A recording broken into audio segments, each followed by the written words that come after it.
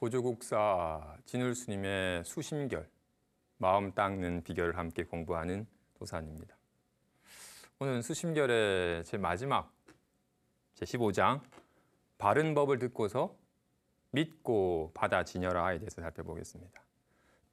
오늘 마지막 시간이니까 앞에서 살펴봤던 요지를 다시 한번 살펴보겠습니다. 능엄경에 이르기를 중생들은 참마음이 문득 망상을 생하면 그 망상에 집착하여 참마음을 잊어버리고 그 망상을 자기 마음이라고 착각한다. 이와 같이 중생들은 참마음은 잊어버리고 망상만을 쓰기 때문에 비록 종일토록 애써 노력하건만 스스로 깨닫지 못하고 망상에 사로잡혀 괴로워하는 것이다 라고 합니다. 다시 보죠. 참마음이 문득 망상을 생각하면 그 망상에 집착하여 참마음은 잃어버리고 그 망상을 자기 마음이라고 한다. 지금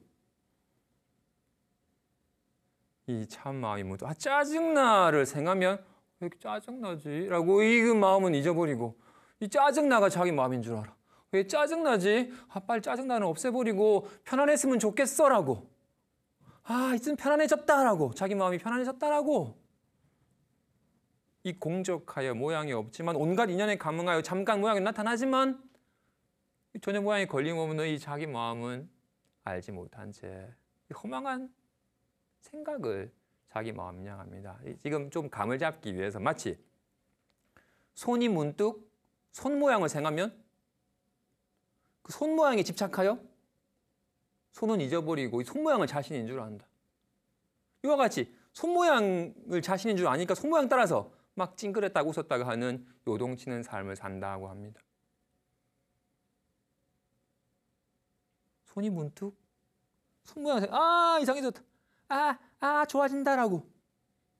이 허망한 모양에 집착하여 자기 자신이 나빠졌다가 좋아졌다고 착각하는 것처럼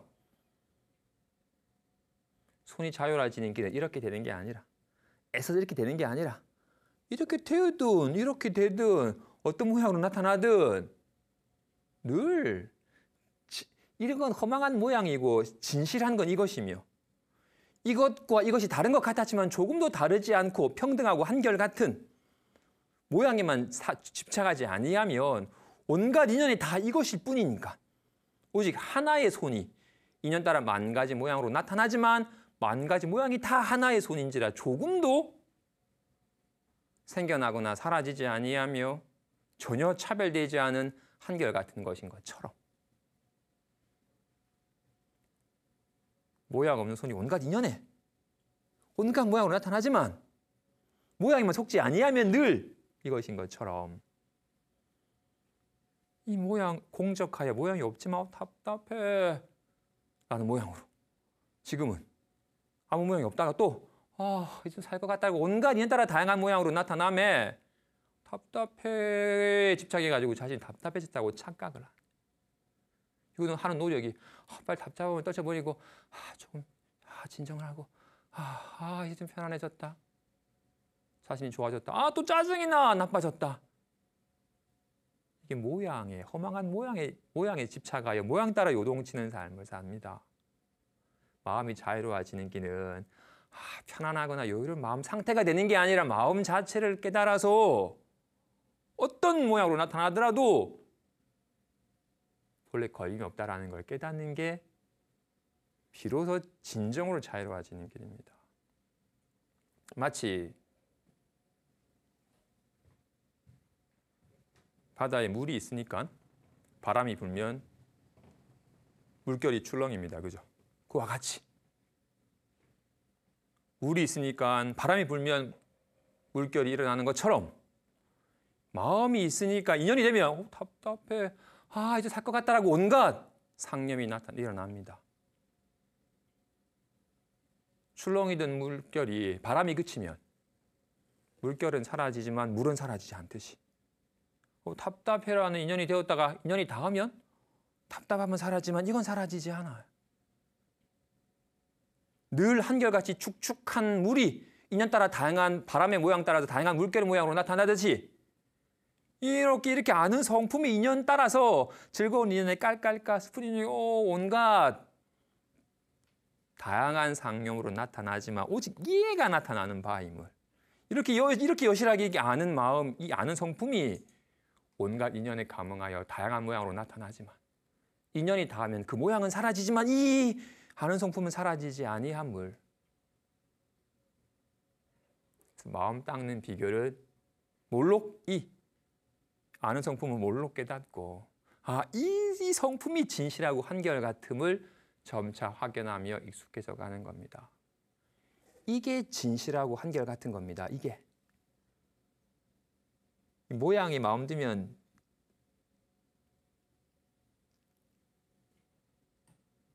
생멸하는 차별을 보겠지만 실제를 보면 이게 진짜이고 이건 한결같은 것처럼 답답해라.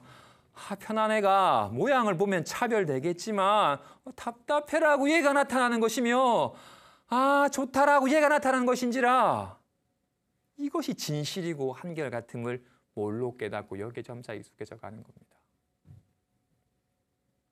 근데 우리는 여기에 대한 건 아직 막연하고 낯설고 문득 일어난 생각이 더 리얼하게 와닿으니까 문득 답답해라는 게 더 리얼하게 와닿으니까 이렇게 인연 따라 나타난 생각은 있는 것도 아니고 없는 것도 아님을 알아야 됩니다. 우리는 답답해라 있다고 여기니까 이 답답함이랑 막 씨름을 하고 답답함을 없애려고 막 애를 쓰는.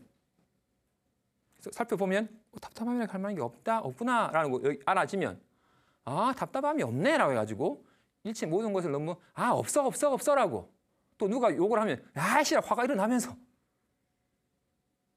화가 일어나지만 이 화는 있는 것도 아니고 없는 것도 아니고 마치 이런 따라 확 주먹 모양이 나타나지만 주먹 모양에 해당한 실체는 없지만 이런 따라 주먹 모양이 나타나는 것처럼 이 주먹 모양은 있는 것도 아니고 없는 것도 아니다. 인연이 되면 리얼하게 나타나지만 인연 따라 잠깐 나타나 건망한 모양이었을 뿐인 거니까 모든 인연 따라 일어난 생각은 있는 것도 아니고 없는 것도 아니다.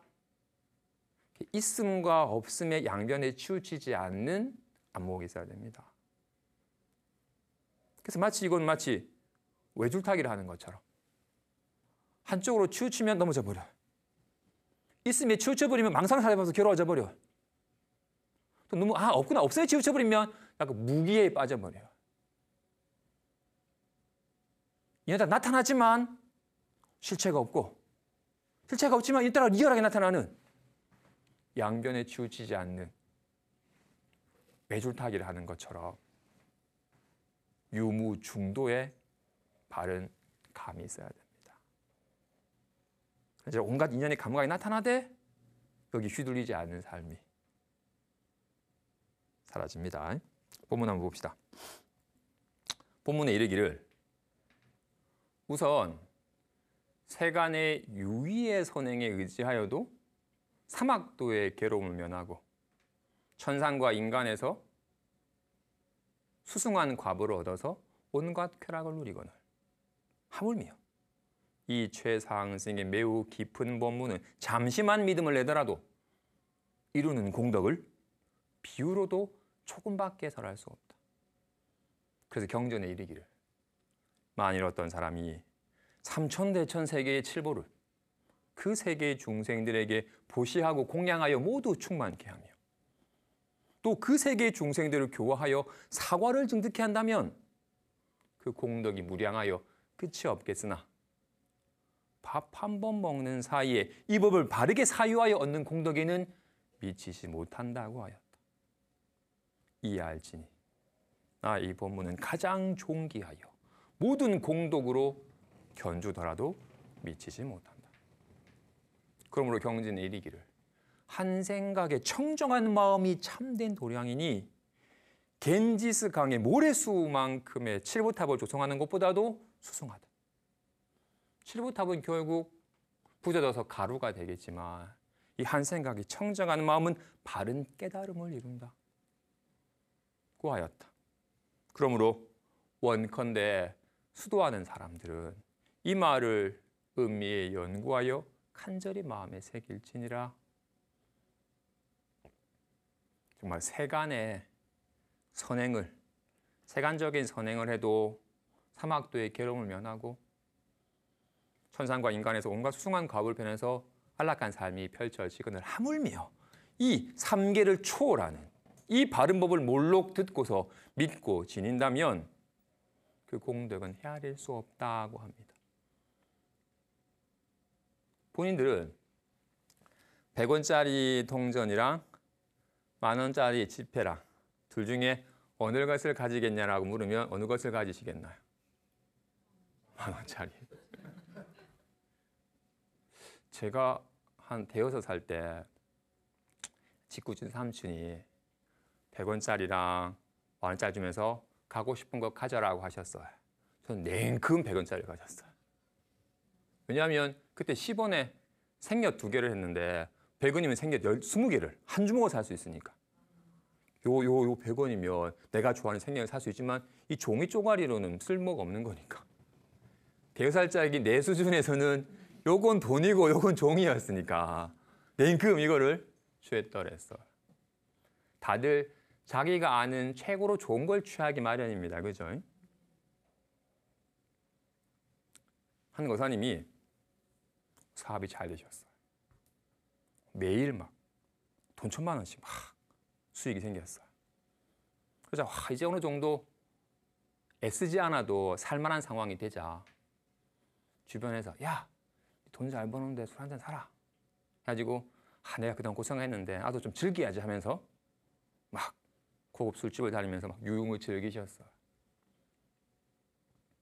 근데 그것도 잠깐이지. 자주 가니 흥도 떨어지고 몸도 축나고 또 게다가 이거 정말 술 취해가지고 막 짐승처럼 이렇게 확 하고 돌아오는 허전하고 이 허전함과 이 숙취로 고통스러운 걸 겪으면서 이거는 짐승 같은 삶이구나. 이거는 인간다운 삶을 사는 길이 아니구나라고 여기서 한동안 그 유흥에 훅 빠지셨다가 이거는 정말로 건강하고 행복하게 살 만한 사람이 길이 아니라는 걸 알아서 나오셨어요. 그리고는 뭘 하지 하다가 좀 내가 좋아하는 운동을 하겠다 싶어가지고 이번에는 골프에 빠지셨어요. 몇 달간 강습 받으면서 골프를 쳤더니 내가 원하는 대로 수영이 확 날아가니까 짜릿하고 좋아. 근데 그것도 한 1년, 2년 지나니까 그 흥이 좀 떨어지고 또는 그 골프 치러 못 가는 상황이 되면 좀 속상하고 이렇게 몸을 통해서 누리는 이 스릴과 이런 기쁨은 정말 일시적인 것이라서 이거는 진짜로 행복한 삶이 올골이 매진할 길은 아니구나라는 게 여겨졌어요. 그러다가 뭐 하지? 뭐 하면 좀 내 마음이 충만해질까? 하시다가 양로원에 목욕봉사를 가셨어요. 힘든 어르신들을 부축해가지고 목욕시켜드리고 깨끗한 새 옷으로 갈아드렸을 때 어르신께서 너무나도 좋아하시고 고마워하시는 모습을 보면 마치 내가 큰 걸 얻은 것처럼 몸은 잠깐 고되지만 마음이 확 충만해졌어. 근데 정들었던 어르신이 이 병에 시들려가지고 괴로워하시거나 또는 언제 죽을지 모르는 듯한 죽음에 대한 불안감에 사로잡혔을 때 본인이 어떻게 해드릴 게 없어. 그래서 저분의 문제만이 아니라 본인도 점차 늙어가고 힘이 빠지고 또 언제가 죽음이 닥칠지 모르는 생각이 들면 금방 확 불안해지는지라 내 문제도 해결도 안 되고 이분의 정말로 이 힘든 문제를 해결해 주지 못하니까 어떡하지라고 하던 쯤에 불법을 먼저 만났던 친구가 권유해서 이 금강암에 마음 공부의 장에 들어오셨어요. 이분 몇 달 공부하시고는 스님 이 길이 진짜 사람 사는 길입니다. 이 길이 진짜 자유로워지는 길입니다. 오직 여기서만이 유일한 희망이 있습니다라고 자신 있게 막 공부하는 재미에 빠지셔가지고 그리고는 이 길을 몰라가지고 헤매는 도반들에게 친구들에게 공부하러 가자고 적극 권유하셔가지고 많은 분들이 이 길에 들도록 많은 인연을 심으세요. 본인들은 어떤 유형의 삶을 살고 싶어요? 막 유흥을 즐기면서 막 밤무대를 막 순회하면서 살고 싶어요? 아니면 내가 좋아하는 운동하면서 몸이 막 누리는 이 스릴을 확 만끽하면서 살고 싶어요? 아니면 좋은 맛집 투어하면서 맛있는 거 먹으러 다니면서 살고 싶어요. 아니면 그렇게 인연따라 왔다가 가버리는, 잠깐 좋았다가 그 빈자리에 허전함이 찾아오는 그런 무상한 거 말고 어떤 인연에도 사라짐이 없는, 어떤 인연에도 걸림이 없는 이 마음 공부에 한번 훅 젖어들어서 여기에 깨달아서 여기에 걸림 없는 자유로운 삶을 살고 싶으세요? 저는 네 번째야. 왜냐하면 이 마음 공부의 길은 그냥 선방처럼 아무도 없는 한적한 곳에 앉아서만 하는 게 아니라 친구랑 같이 술 한잔 나누면서 얘기하면서도 여실하게 삶을 실감을 하고, 뜸만이랑 같이 막 운동하면서도 이걸 온전히 실감을 하고, 뜸만이랑 같이 맛집 투어를 하면서도 와, 여실하게 실감이 되는지라 이 마음 공부라면 온갖 인연에 수순하여 살아가되 어떤 인연에도 물림이 없는 삶이 사는 거니까 비교할 수 없는 길이에요.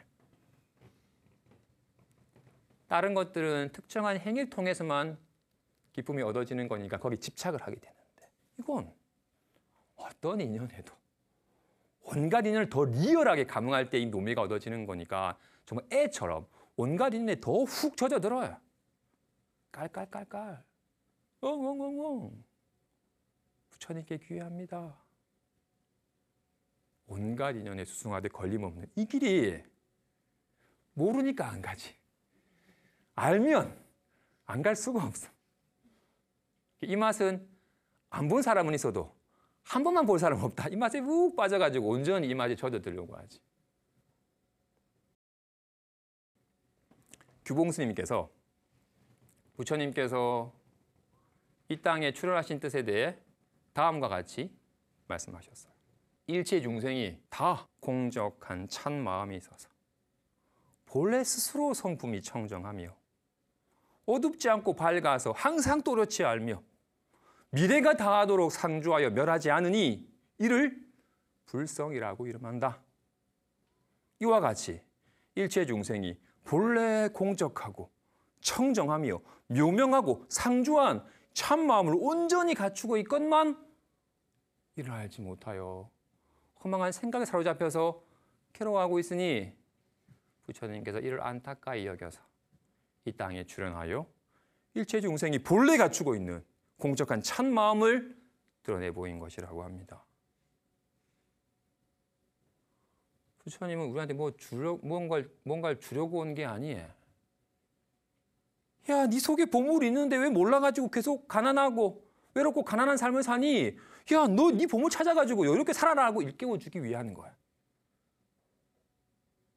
자주 말한 것처럼, 그죠? 이거를 법학에서는 장자궁자로, 부잣집 아들인데 자기가 그진 줄 알아가지고 사서 고생하면서 괴로움 살다가 비로소 아버지를 만나서 네가 나의 아들이고 너와 내가 조금도 다를 바가 없고 내가 가진 모든 것이 너의 것이니 너는 본래 부족함이 없단다라는 걸 일깨워준 것과 같이, 안타깝게도 궁자가 처음에 못 믿었어요. 나는 비천한 자인데 아니 왜 저런 소리를 하지? 처럼 이런 법을 만나도 많은 이들이 잘 못 믿어요. 아니, 내가 늙고 병들어 죽지 않는다고? 온갖 인연의 감흥에도 근심 걱정을 하더라도 전혀 물듦이 없다고? 에? 오늘 몸과 기분이나 생각을 나라고 철떡까지 믿고 있던 옛 믿음에 사무쳐서 이런 얘기가 잘 안 와닿고 믿어지지 않아요. 이건 다시금 옛 믿음대로 몸을 건강하게 만들어야지, 기분을 좀 부드럽게 조화롭게 만들어야지라고 늘 몸과 마음 상태에 매달리기만 하지 본래 나고 죽음이 없으며 온갖 인연에 감응하되 조금도 물듦이 없는지라 자유자재한 자기 이 마음에 대한 안목은 더뎌야. 그래서 부처님께서 우리에게 허망한 생각에 사로잡혀 괴로워하고 니에게 아무 문제 없단다. 마치 악몽 꾸면서 비명지르는 아이에게 엄마가 야 괜찮단다, 아무 문제 없단다 하신 것처럼 좀 불안해 죽겠습니다 하고 괴로워하는 이에게 괜찮단다. 불안하게 할 만한 것이 없단다. 바로 보기만 하면 문제 없음을 알게 될 거야 라고 일깨워 주십니다. 이 법 만나는 것이 가장 귀하고 좋아요. 근데 아까 말한 것처럼 뭐죠? 어린아이는 제가 예전에는 모가지께 하면 100원 가졌어요. 지금 모가지께 하면 당연히 10,000원짜리 가져요. 100배나 좋으니까. 10배나? 100배나 좋으니까. 세상 사람들 중에서도 자기가 아는 수에서 가장 좋은 걸 취해야 어디 물 좋은 데 없나 쫓아다녀. 어디 필드 가면 뭐 질 좀 뭔가 코스가 좋은 데 없나? 어느 맛집 좋은 데 없나? 어디 여행 갈까? 자기가 아는 최대한 자기 수준에서 가장 좋은 걸 쫓아갑니다. 하지만 정말로 진짜로 가장 귀하여 비교할 수 없는 이 법을 아는 이만이 이 법을 귀히 여기고 믿고 받아지니게 됩니다. 바른 법을 듣고서 믿고 받아지녀라 하십니다. 전 평소에 좀 복을 짓는 일이 많지 않아요. 왜냐하면 제 스타일이 뭔가 많이 가지는 걸 좀 번잡스러워요. 꼭 필요한 것만 가자. 좀 많으면 뭐 주변 필요한 사람들 막 나눠줄 텐데 저는 꼭 필요한 것만 가지니까 별로 나눠줄 일이 많지 않아요. 게다가 제가 외식을 좀 즐기는 스타일이 아니라서 남들한테 밥 사주는 일도 적어야. 근데 이상하게 전 진짜 많은 복을 누리면서 살아요. 뭔가 조금 필요하다 싶으면 저절로 생겨요. 게다가 정말 좀 필요하면 살짝 얹기만 하면 정말 감사합니다라면서 훅 가져다 줘. 나는 물건을 남들에게 많이 베푼 것도 아니고 밥을 많이 산 것도 아닌데 근데 딱 하나는 제가 잘해. 이 경전 같은 거 너무 좋아. 정말 전 매번 경전 볼 때마다 경전에 사랑에 빠져요. 와 대단하고 찬탄하며 나름대로 그걸 한글로 번역해서 제본해가지고 이 경전을 법보시 하는 거 너무 즐겨요. 요즘에는 같이 공부하는 이들이 이렇게 법보시를 제본해서 법보시 하려고 하면 지금 제가 이 법보시 하겠다라고 이 제본비를 내줘가지고 제가 이 법보시 할 기회마저도 뺏어가 버려요. 반면에 그러다 보니 지금 이렇게 이 방송하는 데서 정말로 부처님 가르침을 온전히 확 참고하여 사무치게 안 이렇게 전해주면 여기 계신 분만 아니라 저 온 곳곳에 있는 분들에게 이 법이 전해지는 수승한 법보시가 되니 전 정말로 일상사에서 세간적인 복을 짓는 일이 많지 않건만 정말로 많은 복을 누리는 건 이와 같은 이 법을 전하는 것이 가장 큰 복이 되기 때문입니다. 진실로 굶주린 자에게 밥 한 그릇을 베푸면 한 끼 반나절에 배고픔을 면하게 하고 정말 굶주린 자에게 옷 한 벌 베어주면 한겨울의 추위를 면해줄 뿐이지만 이 법을 전해주면 그의 한 생을 세세생생을 괴롭에서 벗어날 수 있는 길을 일러주는 거니까 가장 큰 복이 됩니다. 이 귀한 법 만났을 때 온전히 믿고 받아지십시오.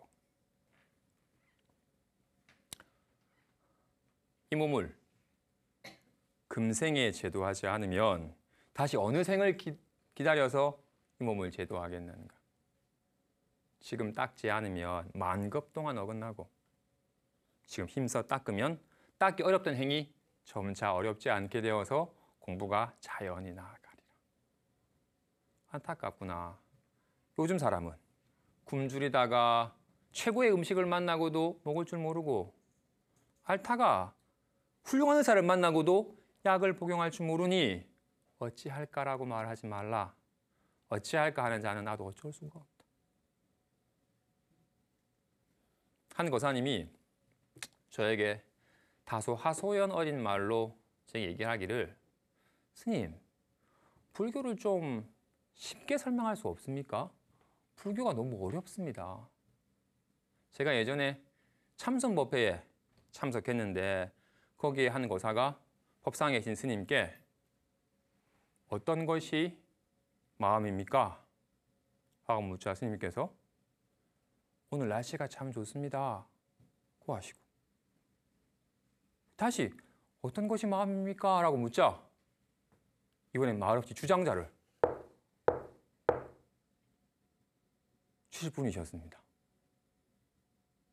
이게 뭡니까? 이게 법문입니까?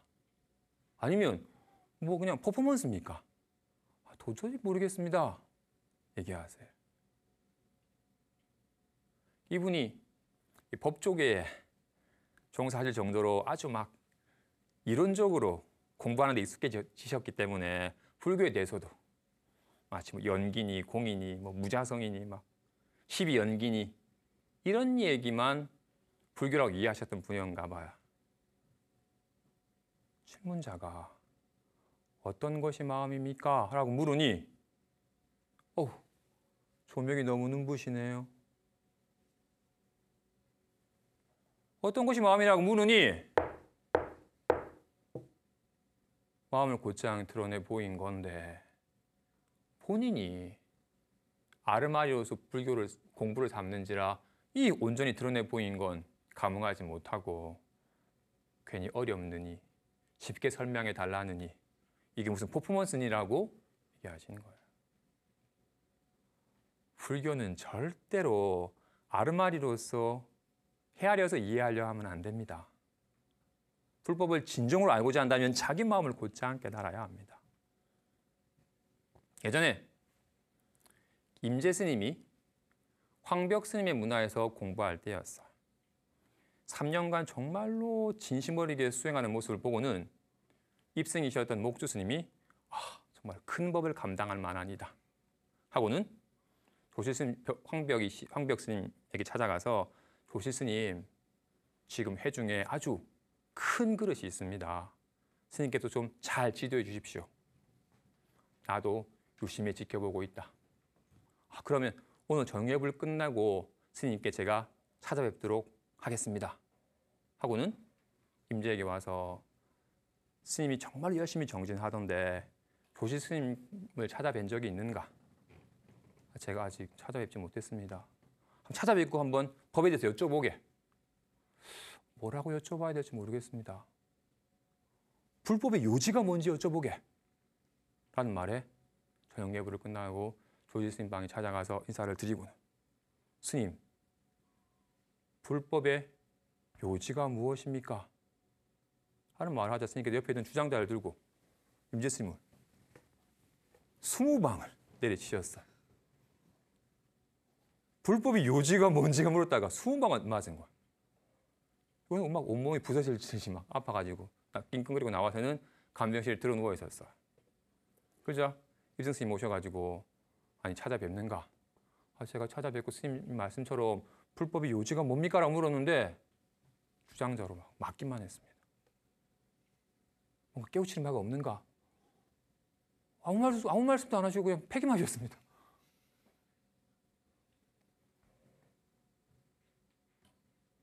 이 불법을 구하기 위해서는 몸과 목숨을 아끼지 않아야 하네.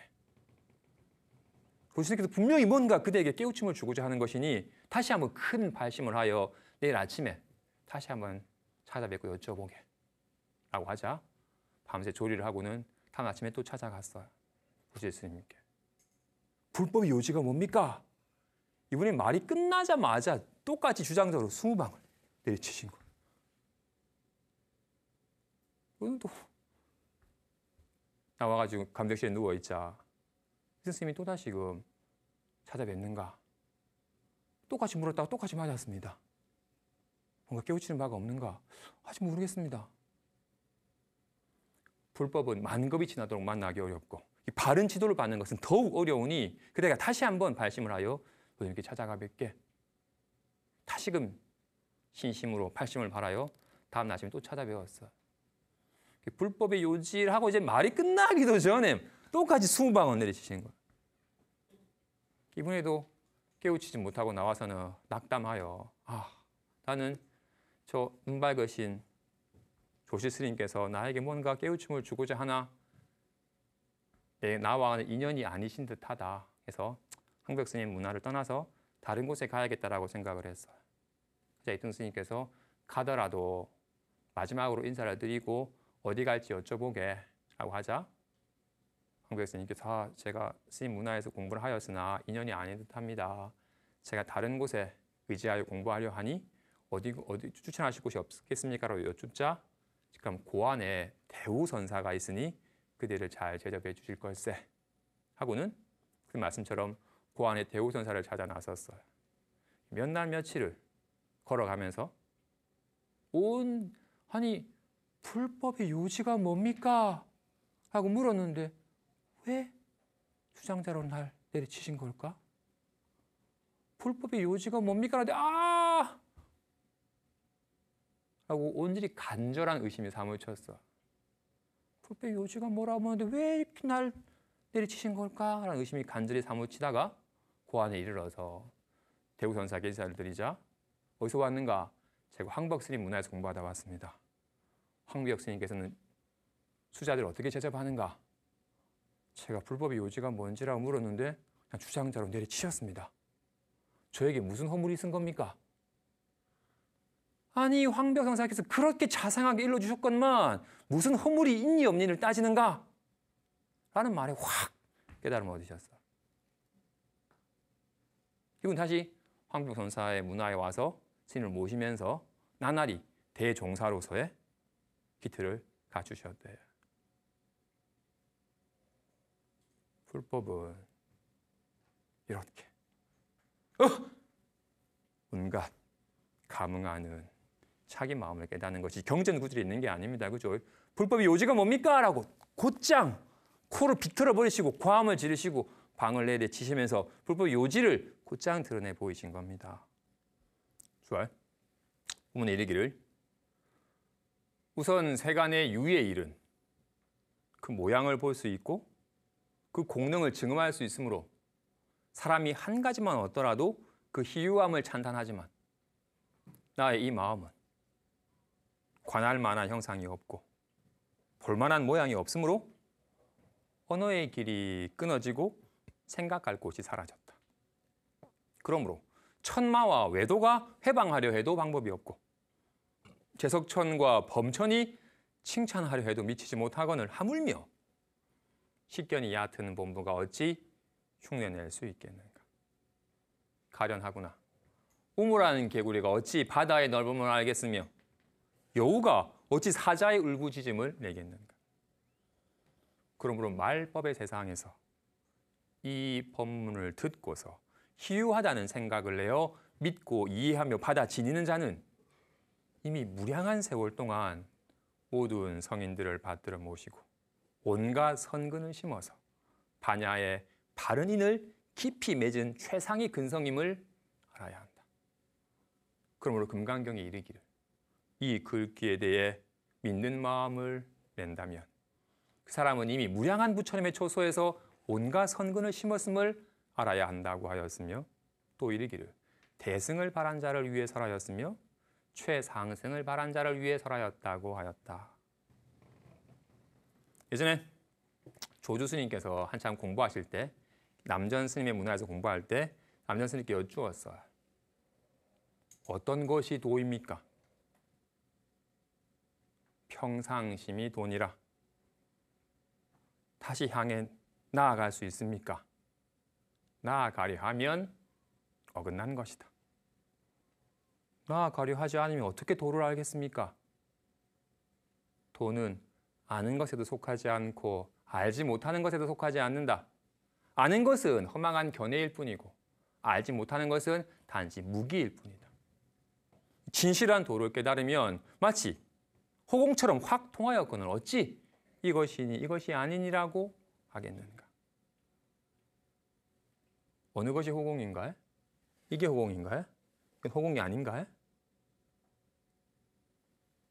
확 통하여 이것이 호공이니 이것이 호공이 아니니라고 논할 수 있는 것이 아니듯이 온전히 이 마음을 깨달으면 여기에는 이것이니 이것이 아니니가 있지 아니하거든 어디 이걸 향해 나아가려 하겠느냐. 나아가려면 이미 어긋난 것이다 합니다.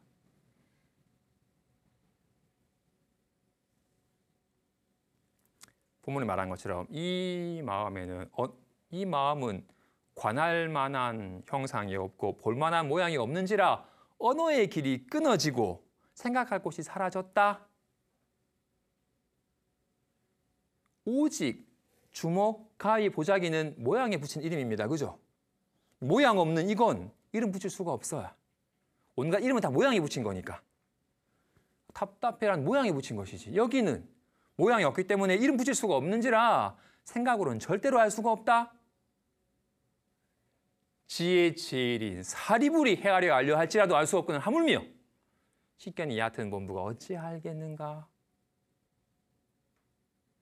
선제동자가 문수보살을 칭견한 후 부처님의 공덕에 대해서 들어요. 부처님은 나고 죽음을 초월하시며 온갖 인연에 감응하되 물듦이 없는 이 부처님의 삶이 있다는 걸 듣고는 발심을 하여 하나도 부처님과 같은 깨달음을 얻어서 부처님의 걸림없는 삶을 살아야겠다라고는 발심을 하여 남쪽으로 53선지식을 참방하며 각각의 가르침을 듣고서는 각각 깨우친 바가 있었어요. 마지막에 미륵보살을 칭견하며 미륵보살께서는 말없이 손가락을 한번 튕기는 소리에 몰록 그동안 법문을 듣고서 얻은 바를 몰록 다 잊어버리고 진실에 훅 촉하게 되며 다시 한번 문수보살을 뵙고자 하여 문수보살을 칭견하고는 이 한량없는 법문과 이 걸림없는 대지의 광명을 깨닫게 되었다고 합니다. 진실을 실감하면 그동안 얻었던 모든 아르마리는 다 잊어버려집니다. 그래서 사교 입선, 그동안 알았던 모든 교학은 과감히 다 내려놓고 온전히 선에, 이 곧장이 마음에 개합하는 겁니다.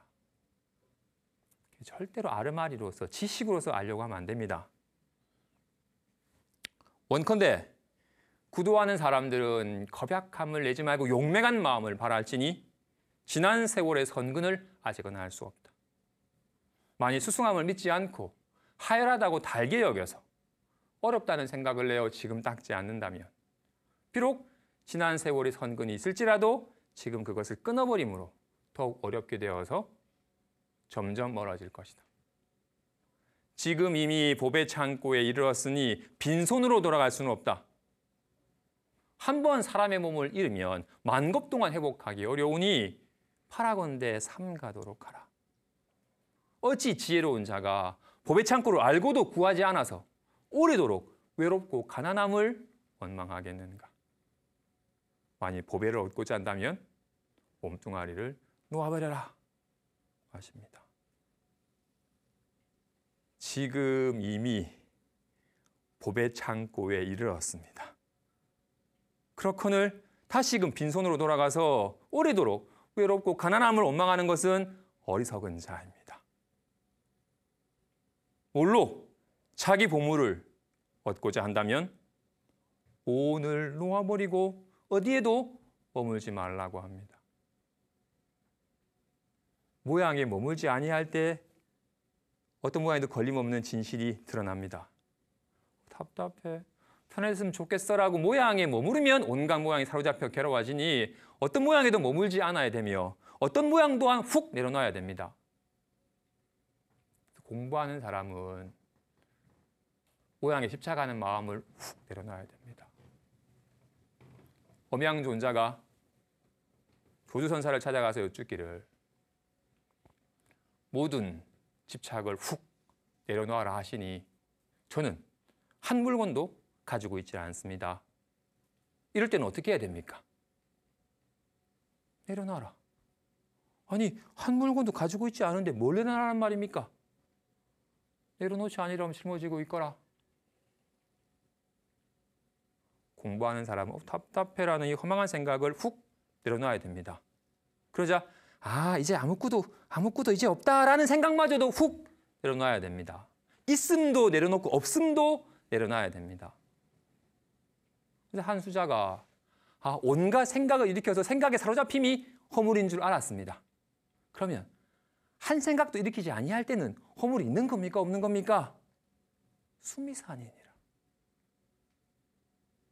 생각이 일어나면 허물이고 아무런 생각이 일어나지 아니한 건 허물이 없겠군요 라고 여기는 그 생각이 더 큰 어물이다. 아십니다. 마지막으로 한 가지 일을 살펴보고 마치겠습니다. 장님이 길을 가다가 그만 낭떠러지에서 미끄러져가지고 훅 추락하다가 그만 겨우 떨어지다가 나뭇가지 하나를 잡았어. 이거는 와 살려주세요라고 비명을 질렀어. 지나가는 사람이 좀 살려주세요라고 비명을 질렀어. 근데 지나가는 이가 손 놓으세요 하는 거야. 놓으면 죽는데 어떻게 놓습니까? 제발 좀 살려주세요라고. 놓으세요라고. 아니 이거 놓으면 죽는데 어떻게 놓습니까? 라고. 그러다가 제발 살려주세요 하다가 온몸에 힘이 다 매달리고 있다가 용 쓰다가 힘이 다 빠져가지고 라고 톡 놨는데 살포시 한 30cm 거리에 땅에 톡 닿아져. 장님이라서 보이는 게 없으니까 놓으면 죽는 줄 알고 너무 붙들어 맸었는데 그리고 노움의 죽음의 길인 줄 알았는데 그 노움에 비로소 살 길이 있었어요. 온갖 생각, 온갖 감정, 온갖 것에 집착하여 이걸 놓아버리면 바보가 되느냐. 움켜쥐고 매달리고 삽니다. 놓을 때 비로소 진짜가 드러납니다. 허망한 생각을 몰록 놓을 때 진짜가 드러납니다. 오늘 놓아버리고 어디에도 머무림 없을 때 진실을 실감하여 어디에도 걸림없는 삶을 사시기 바랍니다. 그동안 수심기의 가르침을 잘 들어주셔서 감사합니다. 그리고 다음에 다시금 대승의 가르침으로 다시 만날 날을 기약하며 다들 부처님 되실 겁니다. 감사합니다.